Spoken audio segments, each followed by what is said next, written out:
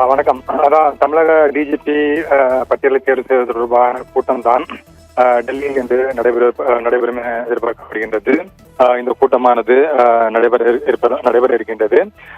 DGP நியமனமானது தொடர்ந்து காலதாமதம் ஆகிக் கொண்டிருந்த நிலையில் தான் இந்த கூட்டமானது தற்பொழுது நடத்தப்படுகின்றது.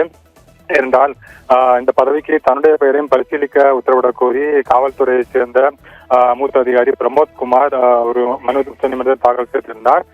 இது தொடர்பாக அவர் உச்சநீதிமன்றத்தில் இந்த மாதிரி தாக்கல் செய்த மனு தமிழ்நாடு காவல்துறை இயக்குநர் பதவிக்கு தன்னுடைய பெயர் பரிசீலிக்கப்படவில்லை என்றும், குறிப்பாக செப்டம்பர் மாதத்துடன் தான் ஓய்வு பெற இருப்பதால் தன்னுடைய பெயரையும் பரிசீலனை எடுக்கப்படவில்லை என்றும் கூறி அவர் உச்சநீதிமன்றத்தில் மனு தாக்கல் செய்திருந்தார். அந்த மனுவினை உச்சநீதிமன்றம் தள்ளுபடி செய்துவிட்டது. அதன் பிறகாக தமிழக டிஜிபி நியமனம் தொடர்பான பெயர் பட்டியலை இறுதி செய்து விரைந்து தமிழக அரசுக்கு பரிந்துரைக்க வேண்டும் என யுபிஎஸ்சிக்கு உச்சநீதிமன்றம் செப்டம்பர் 6ஆம் தேதி உத்தரவு பிறப்பித்திருந்தது. இதனை அடுத்துதான் தற்பொழுது இந்த கூட்டமானது இன்று நடைபெற இருக்கின்றது. டிஜிபிக்கான பெயர் பட்டியலை இறுதி செய்வதற்கான இந்த உயர்மட்ட குழு கூட்டமானது யுபிஎஸ்சி அலுவலகத்தில் நடைபெறும். இந்த கூட்டத்தில் யுபிஎஸ்சி தலைவர் அல்லது அவரால் முன்மொழியப்படக்கூடிய உறுப்பினர், மத்திய உள்துறை செயலர், மத்திய காவல் படைகளில் ஒன்றிய டிஜிபி ஆகியோர் கூட்டத்தில் பங்கேற்பார்கள் என எதிர்பார்க்கப்படுகின்றது.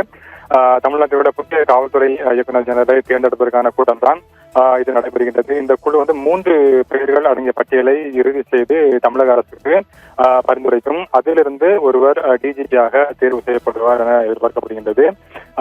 இந்த தற்போது இருக்கக்கூடிய இந்த லிஸ்ட்ல பாத்தீங்கன்னா ராஜீவ்குமார் அகர்வால், அவர் ஒரு கணிசமான அனுபவம் கொண்ட ஒரு மூத்த ஐபிஎஸ் அதிகாரி. அது பிறகு சந்தீப் ராய் ரத்தோர், அவர் இந்த போட்டி இருக்கக்கூடிய மற்றொரு அனுபவம் வாய்ந்த ஐபிஎஸ் அதிகாரியாக பார்க்கப்படுகின்றார். அதே போல கே வன்னிய பெருமாள் இருக்கின்றார், அவரும் அனுபவம் வாய்ந்த ஒரு ஐபிஎஸ் அதிகாரி. அதே போல மகேஷ்குமார் அகர்வால் சட்ட நடைமுறைப்படுத்துவதில் குறிப்பிடத்தக்க அனுபவம் கொண்ட ஒரு ஐபிஎஸ் அதிகாரியாக கருதப்படுகின்றார். ஜி வெங்கடராமன் பல சாதனைகளை பதிவுகளை கொண்ட ஒரு மூத்த ஐபிஎஸ் அதிகாரி இருந்தார். அதே போல சீமா அகர்வால், வினித் தேவ் வாங்கடே, சஞ்சய் மாத்தூர் உள்ளிட்ட இந்த பெயர்கள் தற்பொழுது பட்டியலில் பரிசீலனையில் இருப்பதாக தெரிவிக்கப்படுகின்றது. தேர்வு செயல்முறையானது அந்தந்த அனுபவம், திறன்கள் மற்றும் செயல்திறன் ஆகியவற்றுடைய முழுமையான மதிப்பீட்டை உள்ளடக்கி அதன் அடிப்படையில் ஒரு 3 பேர் பட்டியலை யுபிஎஸ்சி தயார் செய்து அதன் அடிப்படையில் அதிலிருந்து ஒருவர் பின்னர் டிஜிபியாக தேர்ந்தெடுக்கப்படுவார். எனவே தமிழக டிஜிபியை நியமனம் செய்வதற்கான கூட்டமானது டெல்லியில் இன்று நடைபெறும் என எதிர்பார்க்கப்படுகின்றது.